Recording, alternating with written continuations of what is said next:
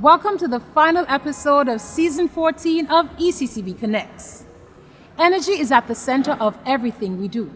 It allows us to move, powers our vehicles, and generates our electricity. More and more people all over the world are using renewable sources of energy to generate their electricity.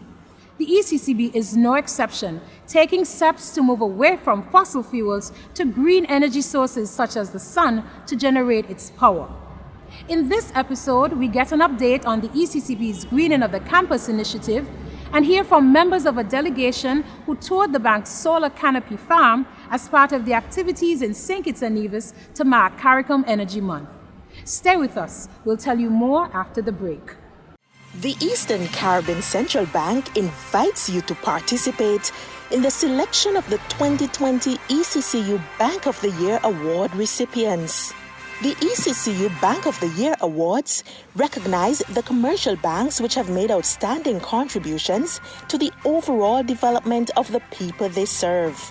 This year, commercial banks across the region will be recognized for their exceptional service in the following categories: customer service, pandemic and banking, technological innovation, and financial education and empowerment.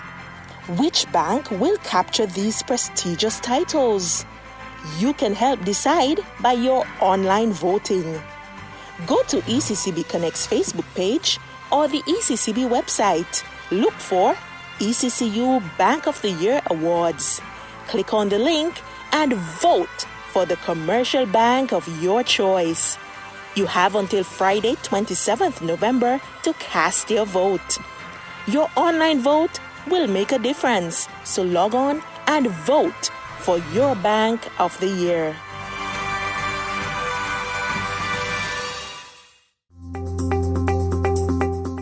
The ECCB saw the completion of its solar canopy car park in August 2020. This project is part of the bank's Greening of the Campus initiative, which seeks to make the ECCB less reliant on fossil fuels and carbon neutral by 2022.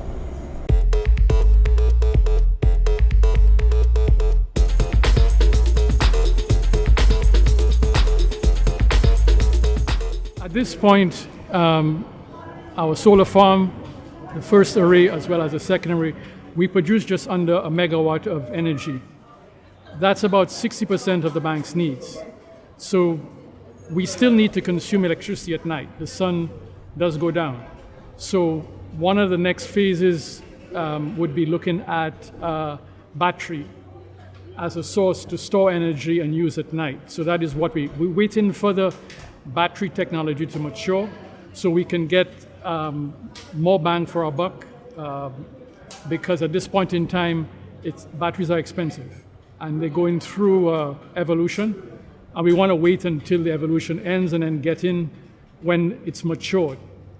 In terms of the second phase of our Greening of the Campus project, we're looking at reducing our consumption, and we have started looking at replacing our aged CFL lights, and we have about 6,000 fixtures on campus, and replacing that with LED lights, and that's going to about half our consumption right there. And then we're looking at air conditioning and trying to have smart air conditioning when it's not needed, bring down the temperature a bit, instead of having the buildings constantly cold and not requiring, especially if there are no bodies in it. Similar with lighting, we're looking at automation where if you leave your office, the light goes off, come back in, it goes on. Things like that we'll be looking at over the next several months and getting that in place. The vision of the governor is to have the bank be carbon neutral by 2022. Effectively, all the carbon emissions that are attributable to the bank reduced to zero, and essentially most of that, almost all of that, is electricity. November 2020 marked CARICOM Energy Month across the region.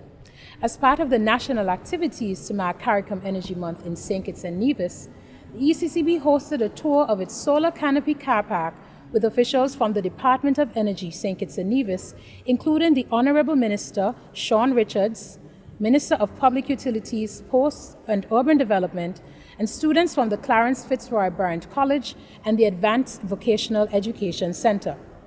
CARICOM Energy Month is a regional initiative that seeks to raise awareness about the energy sector and shine a light about what is happening across the region with regards to energy. The theme this year is a resilient community, energy at the center. Now the R and the E in resilient is capitalized, and that is to show the importance or the critical role that renewable energy will play in the energy industry. Resilient meaning that it could survive disruptions like high energy prices, wars, and so forth. Anything that would disrupt it, even natural disasters like hurricane, we survive those. And it really is at the center of everybody's life, because every convenience, every modern day convenience that you enjoy require energy, from cooking to transportation to getting the water to you that you drink, to the air condition that used to cool you. All of those things require energy. We are here for this energy tour of the ECCB. There's some students from AVEC and from the CFBC. And this is to basically get the students aware of what is going on in the energy industry.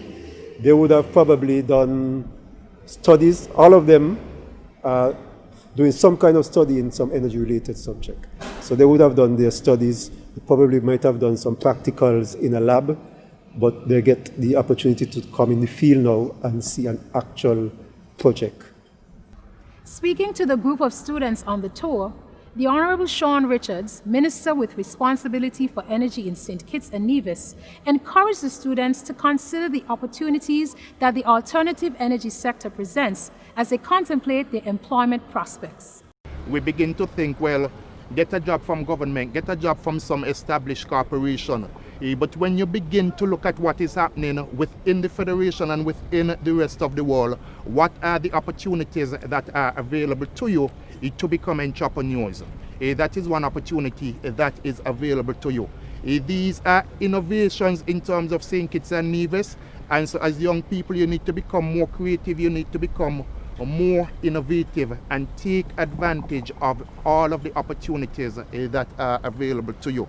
Whether it is you intend after you finish with CFBC to go on to study electrical engineering or whatever type of engineering, at least come back and be equipped to participate in the development of the nation. As there is that trust towards alternative energy, it means that more and more jobs will become available in that particular field.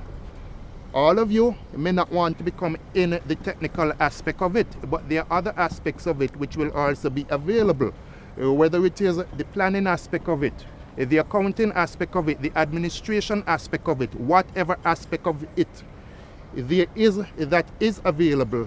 Prepare yourselves to become involved. It is good that you know getting the theoretical experience, and as much as possible get the practical experience so that you are not left behind. So how important is renewable energy from the students' point of view? And what were their impressions of the ECCB's solar canopy car park? To me, renewable energy is very important.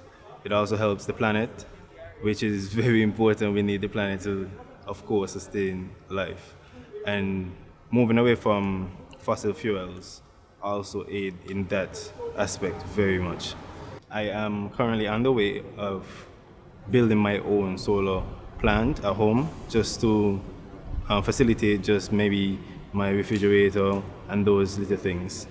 Coming here, I knew nothing about solar power, and I also didn't really understand the intricacies of how the plant works, but now I have a more in-depth understanding on what it takes to run a solar farm. For us to find a renewable, green, clean source of energy is very important to our development in the Caribbean.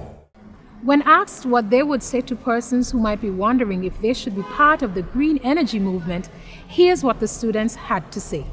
Do not be afraid of it. It is not anything dangerous. You just need to have professional advice, and you go ahead and ensure that that is exactly what you need. It reduces your electricity bill, of course, at just the expense of the sun after you've acquired all of the components.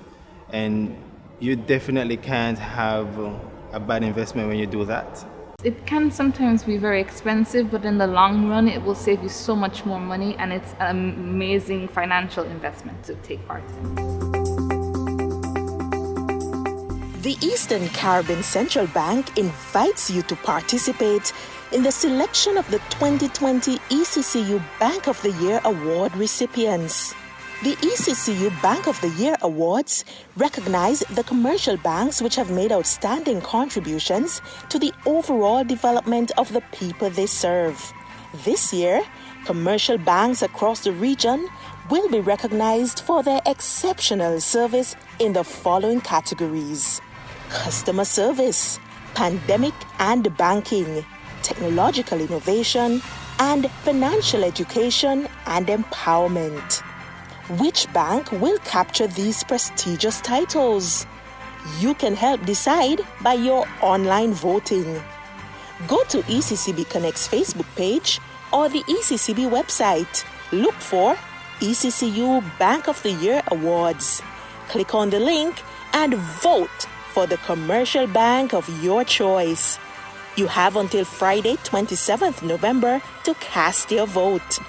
Your online vote will make a difference, so log on and vote for your Bank of the Year.